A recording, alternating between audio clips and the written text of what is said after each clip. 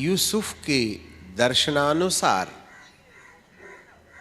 7 जब वो फिरौन की राज्य में था, उसे परमेश्वर ने अपने वंशज को बचाए रखने के लिए नियुक्त किया।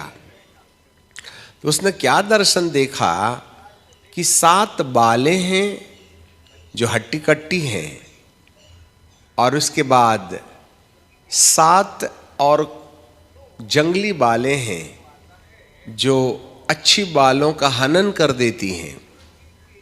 7 तंदुरुस्त गायें हैं और समुद्र में से कुछ 7 और गायें निकलती हैं जो कुरूप होती हैं, वह अच्छी गायों को निगल जाती हैं।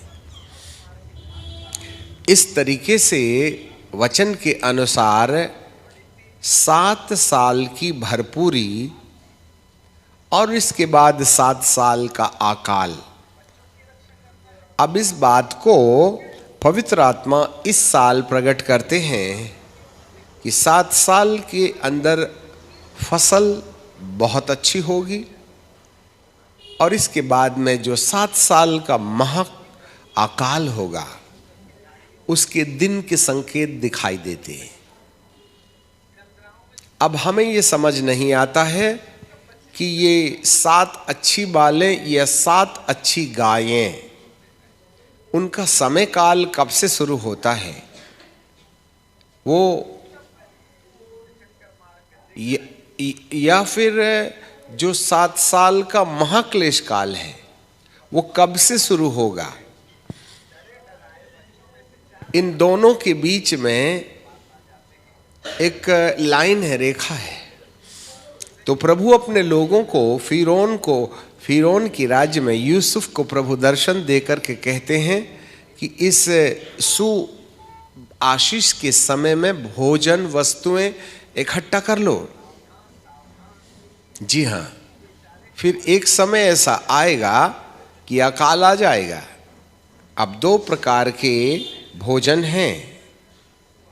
पहला शारीरिक भोजन है जिसको हमें इकट्ठा करने की जरूरत है, और दूसरा आत्मिक भोजन है जिसे हमें अपने जीवन के लिए एडवांस में इकट्ठा कर लेने की जरूरत है। क्योंकि एक ऐसा महाकाल आने वाला है जहां शारीरिक भोजन की भी समस्या होगी और साथ ही साथ आत्मिक भोजन भी अकाल की दशा को प्राप्त करेगा। अब अच्छे से याद रखिएगा, अब हम भविष्यवाणी के दौर पर चले आए हैं।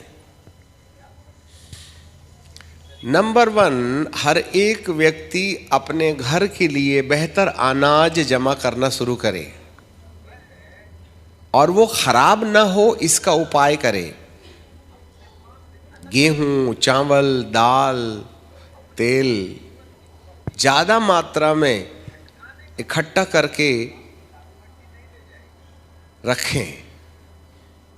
आने वाले समयों में किस प्रकार के भोजन परोसे जाएंगे, उस भोजन में आपके प्राणों के नुकसान के लिए किस प्रकार की मिलावट की जाएगी, उसके विषय में कोई गारंटी नहीं है।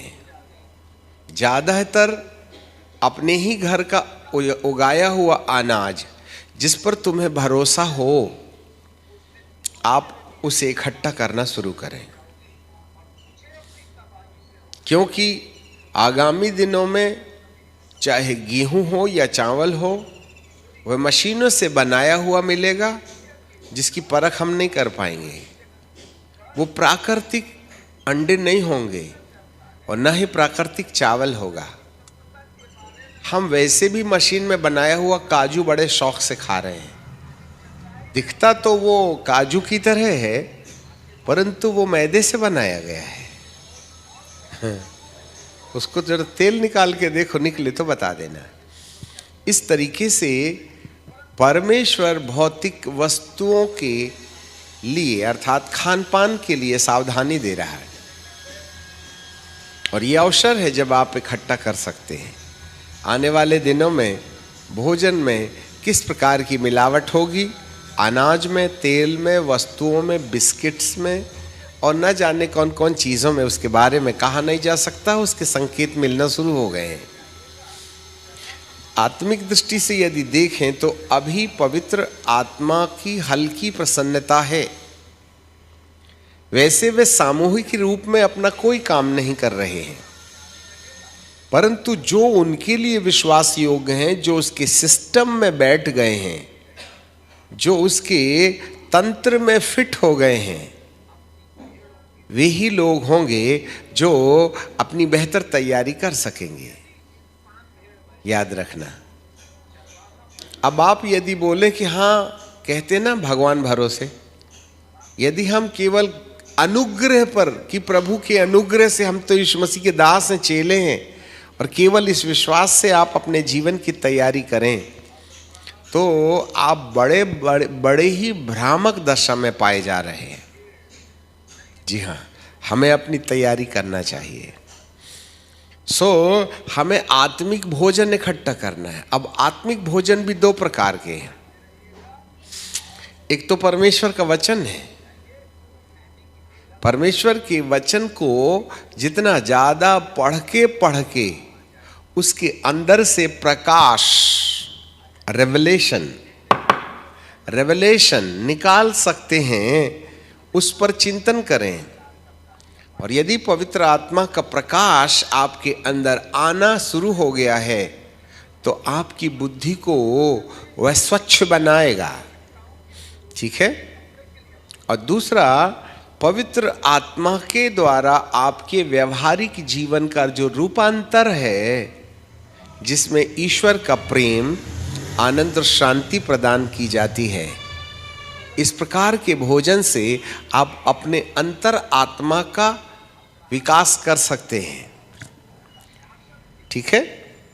वचन के प्रकाश से बुद्धि और पवित्र आत्मा के बदलाव से आत्मा, ये दोनों चीजें अभी भी आपके लिए, खोजियों के लिए उपलब्ध हैं। यदि आप इस धन को यूसुफ के समान जमा करना शुरू करें, टीवी में और यूट्यूब में और मोबाइल में अपना ज़्यादा समय खर्च करने के बजाय, दुनियादारी और फालतू की बातें करने के बजाय, यदि आप उसी को आत्मिक चर्चाओं के रूप में ज्ञानार्जन के रास्ते से अपने जीवन की तैयारी करें, हमारे सोच में शुद्धता और पवित्रता होनी चाहिए। और जब दिमाग में वचन के प्रकाशन से शुद्धता और पवित्रता होगी, तो हम इतनी आसानी से प्रभु के रास्ते से भटक नहीं पाएंगे। याद रखिएगा। और जब पवित्र आत्मा का प्रकाश हमारे अंदर आएगा, पवित्र आत्मा के प्रकाश के साथ साथ पवित्र आत्मा का आंदोलन आपके जीवन के अंदर ईश्वरीय शांति और आनंद को लेकर के यदि शुरू रहेगा, तो वहाँ पर बाइबल का परमेश्वर कहता है, आप यूसुफ के समान अपने आत्मा में और अपने प्राण में धन इकट्ठा कर रहे हैं। ऐसा करके ये अकाल के समय अपने लिए धन इकट्ठा कर लें। परंतु थोड़े समयों के बाद में एक ऐसा महाअकाल आने वाला है, जहां पर शारीरिक भोजन तो उसका पतन हो ही जाएगा, क्योंकि वे हमारी फसलों को इतना नुकसान कर देंगे। तब वो अपने बनाए हुए अनाज को आपको देंगे और आपको खाना होगा, और उसमें किस प्रकार की विकृति होगी जो वैज्ञानिक को भी समझ में नहीं आएगी।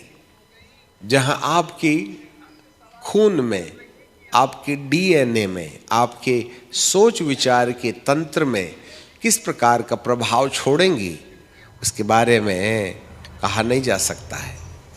जी हाँ। पर दूसरे ओर से आत्मिक दृष्टि से देखें तो आने वाला समय ऐसा होगा कि आप परमेश्वर के वचन को पढ़ोगे तो परमेश्वर का वचन समझ में नहीं आएगा। अभी थोड़ा सा समय है, समझ लो अच्छे से। जैसे बाइबल उठाइएगा आपको नींद आने लगेगी, आपके दिमाग के अंदर में अनाप शनाप कल्पनाएं आने लगेंगी, क्योंकि आपकी आत्मा को उजियाला देने वाला वचन, तेरा वचन मेरे मार्ग के लिए दीपक और मेरी राहों के लिए उजियाला है। जो वचन हमारे मन के अंदर उजियाला देता है, जैसे ही कोई उजियाले के लक्षण आपके अंदर दिखाई देंगे, वैसे ही इर्द गिर्द दुरात्माओं की बहुतायत आपके पास आकर आपको तनाव देना शुरू कर देंगे। आप बाइबल पढ़ोगे, वासनात्मक कल्पनाएं हमला करेंगी। आप बाइबल पढ़ोगे, आपसे आप गुस्सा आएगा।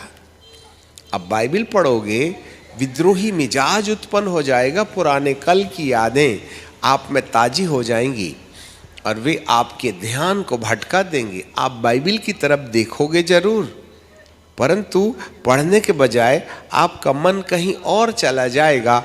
ऐसा एक आत्मिक अकाल दुरात्माओं के द्वारा स्थापित किया जाने का संकेत मिल रहा है। अच्छे से सुन लीजिए आप। अभी तो मन लगाओ तो लग सकता है, पर आने वाले दिनों में ये बाइबल हमारे लिए सिर्फ सीने से चिपटा कर रखने वाली किताब हो जाएगी। आप पढ़ोगे तो सिर दुखने लगेगा। यही है आत्मिक अकाल। उस समय आप पवित्र आत्मा को ढूंढोगे तो पवित्र आत्मा नहीं मिलेगा। जी हाँ, इसीलिए बाइबल के वचन के अनुसार, जैसा कि श्रेष्ठ गीत में, यदि मैं श्रेष्ठ गीत की किताब निकालूं और मुझे मिल जाए यदि, तो वहां पर इस तरीके से लिखा है, 3रा अध्याय, ठीक है।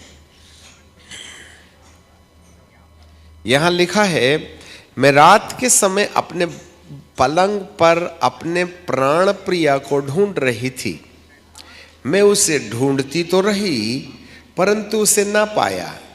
मैंने कहा, अब मैं उठकर नगर में उसकी सड़कों और चौकों में घूमकर अपने प्राण प्रिया को ढूंढूंगी। मैं उसे ढूंढती तो रही, परंतु उसे न पाया।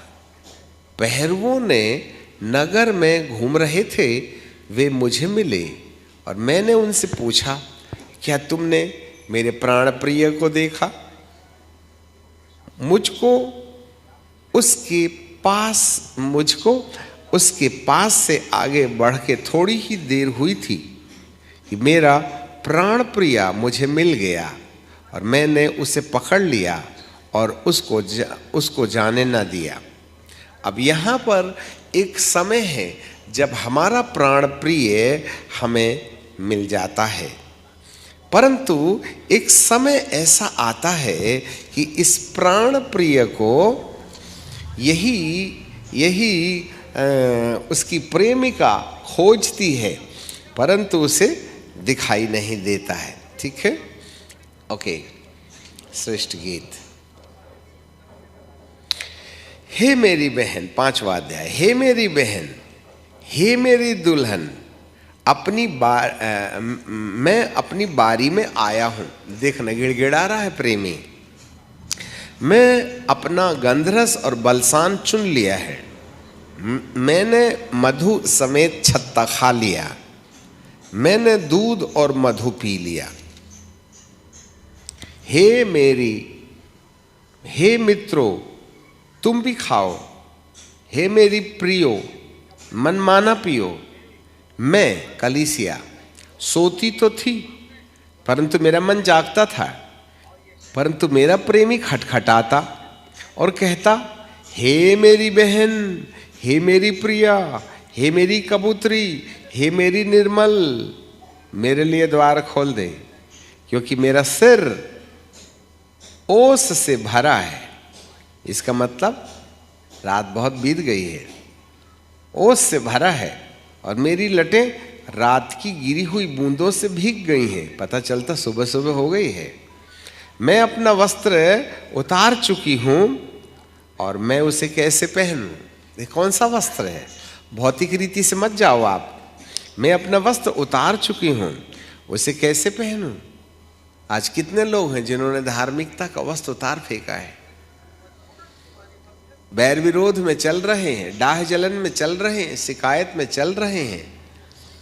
हम कॉर्नर माइंडेड हो गए। यदि तुम में लड़ाई और झगड़े होते हैं तो क्या शारीरिक दशा में नहीं हो? कोई कहता है मैं सीएनआई हूं, कोई कहता है मैं मेथोडिस्ट हूं, कोई कहता है मैं पेंटिकॉस्टल हूं, कोई कहता है मैं जाकोबाइट हूं, कोई कहता है मेनोनाइट हूं। जितने भी विभाजन और बैर है ना, ये सब हमारे कटे फटे कपड़े हैं। यही कलीसिया है जिसने अपने वस्त्र उतार चुकी है। मैं अपने वस्त्र उतार चुकी थी, मैं उसको फिर से कैसे पहनूं? जैसे आज फलस्तीनियों और इस्राएलियों का मेल संभव नहीं है, इसी तरीके से आज कलीसियाओं और कलीसियाओं के बीच में जो मतभेद है